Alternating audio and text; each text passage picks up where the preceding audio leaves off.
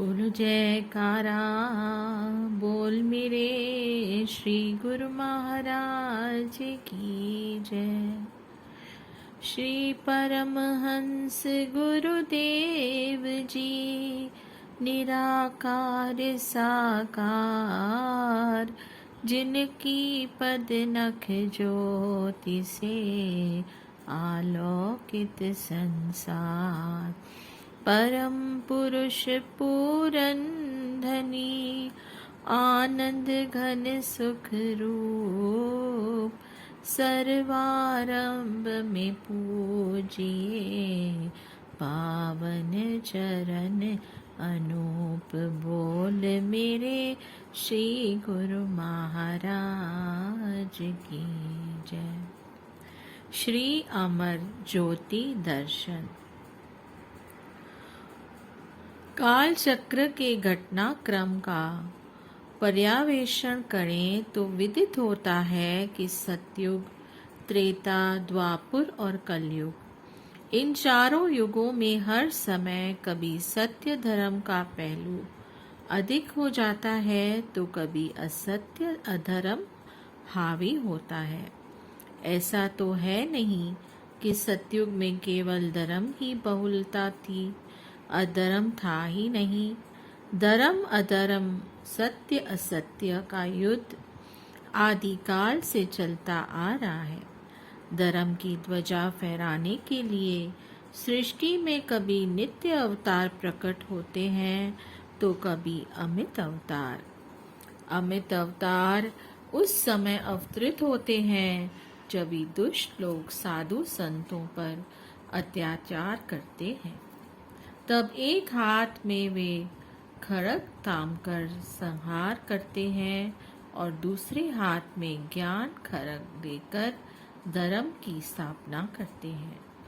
नित्य अवतार संत सत्पुरुषों के स्वरूप में मानव को दानव बनाने से बचाते हैं, अर्थात मानव अपने कर्तव्य को पहचाने, वह आध्यात्मिक पथ पर चलकर चेतन सत्ता को जानने और सात्विक वृत्तियों को अपनाने की निरख परख करने में सक्षम हो। दानव अर्थात शरीर एवं शारीरिक सुख ऐश्वर्यों की लिप्सा में रजोगुण तथा तमोगुण अधिक होने पर ये विकार हावी बनकर अज्ञान अंधकार से में भटकाते हैं।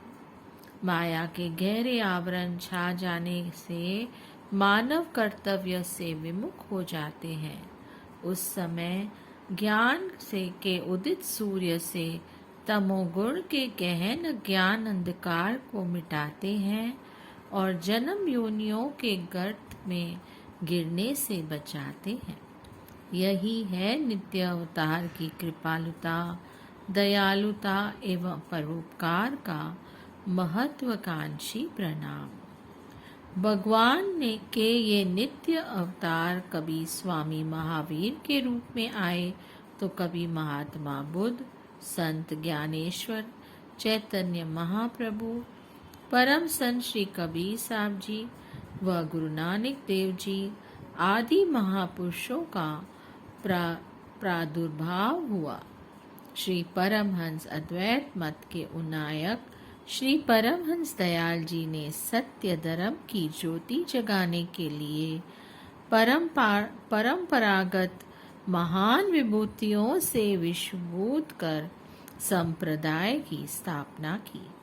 श्री परमहंस दाता दयाल जी, श्री पंचम पातशाही जी महाराज जी ने उसी अमर सत्य को दोहराते हुए गुरु भक्ति पथ को सुदृढ़ किया। 20वीं शताब्दी के वैज्ञानिक युग में माया की झिलमिलाती चकाचौंध में आसक्त जो जीवों को मनुष्य जन्म के कर्तव्य एवं वास्तविक मार्ग सुझाने की प्रेरणा देकर चेतन सत्ता का बोध कराया। 4 वेद, 6 शास्त्र, 18 पुराण तथा अन्य धार्मिक ग्रंथों का सार एक ही है कि परमात्मा से मिलने का साधन समय के संत सत्पुरुष ही बतला सकते हैं। वे ही इस सत्ता के पूर्ण विशेषज्ञ हैं। श्रीमद् भगवद गीता के 4 अध्याय के 6 श्लोक में भगवान श्री कृष्ण वर्णन करते हैं, अजोयपि संययात्मा भूतामि वरोप सन प्रकृति स्वयमानिष्ठाय संभवामि मायस। अर्थात मैं अजर, अविनाशी और सब भूतों का ईश्वर होते हुए भी अपनी प्रकृति को वश में करके अपनी योग माया से संसार में अवतार लेता हूँ। परमात्मा अजर, अमर, अविनाशी है और आत्मा अंश है।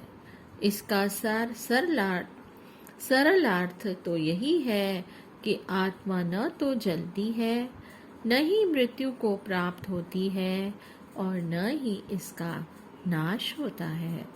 सद्गुरु नित्य अवतार की आवश्यकता इसलिए होती है कि मानव बुद्धि जिन गूढ़ रहस्यों को नहीं समझ सकती, उसमें इतना विवेक नहीं है। वह विवेक सद्गुरु की शरण संगति में पा लेता है।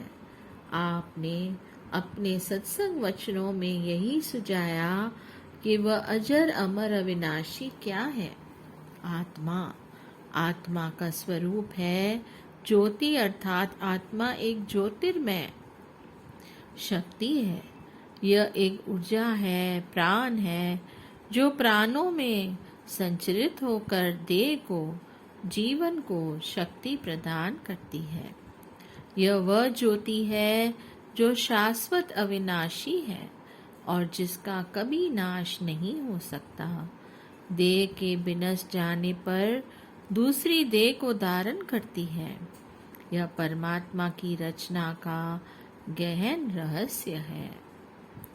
उस आत्म ज्योति को निरखने के लिए सद्गुरु नाम दीक्षा देते हैं।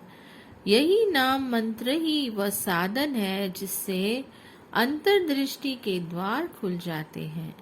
साकार तेज पुंज सतगुरु के निराकार नाम से जुटते ही और मानव जन्म में परम आनंद, मानसिक शांति एवं आत्म सुख की प्राप्ति कर लोक परलोक संवरते हैं।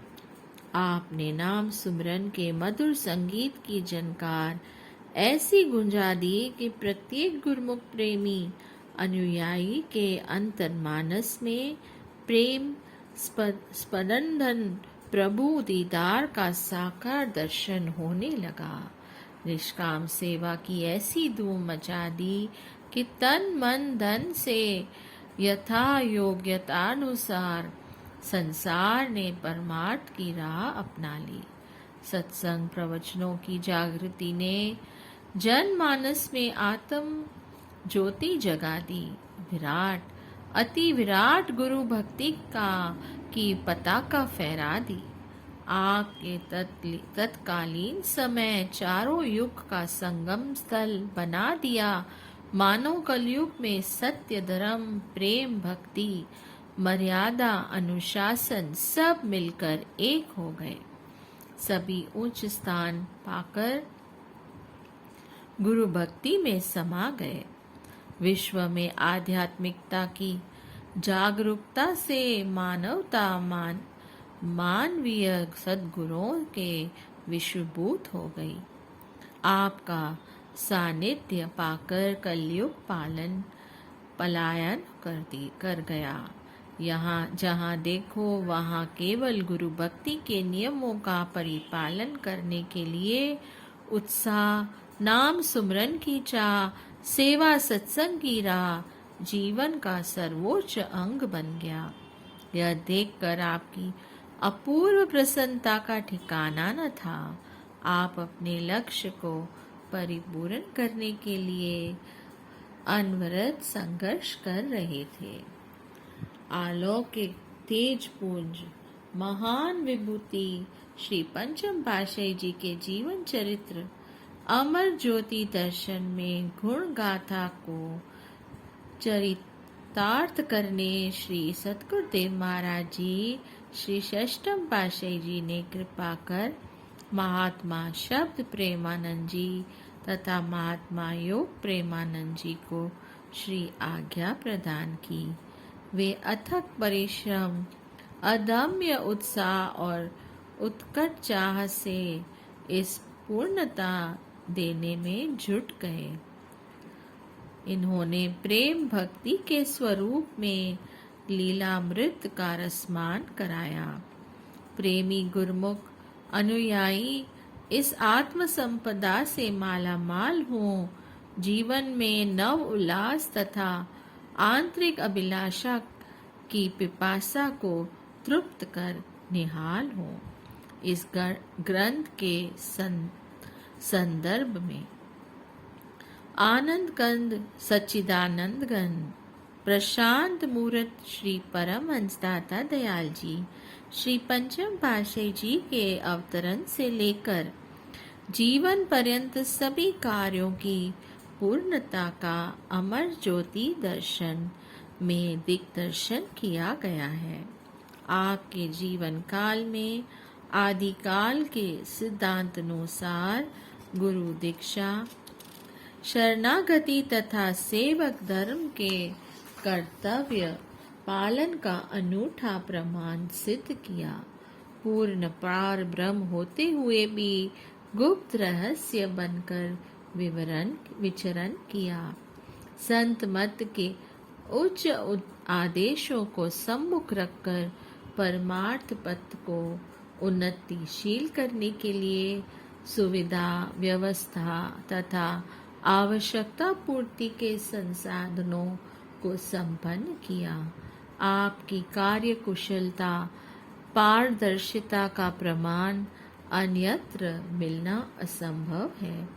आपने रूहानियत सिरमौर श्री आनंदपुर की रचना में ऐतिहासिक एवं उल्लेखनीय कार्यों का प्रतिपादन किया और इसकी संप्रभुता व व्याख्याता को गगन चुंबी शिखर तक पहुंचाया। इनमें ज्योतिर्मय उपासना स्थल, महान कृति, अमर ज्योति ग्रंथ, उच्च सिद्धांत, Anand printing press Shri Anandpur trust, चिकित्सालय सुखपुर, चित्रकला परम उत्सव, सर्वांगीण परमार्थ श्री संत नगर, श्री प्रयागधाम एवं विदेश यात्रा प्रमुख श्रेय लिए हुए हैं। इसके अतिरिक्त अन्य परम परिमित कार्यों का आलंकन नहीं हो सकता। संत वाणियों में लिखित नेत शब्द ही इसके अनुरूप परिचायक हैं। श्री सतगुरुदेव महाराज जी श्री तृतीय पातशाही जी ने श्री आनंदपुर से विकीर्ण परमार्थ का विस्तार करने के लिए रूपरेखा तैयार की।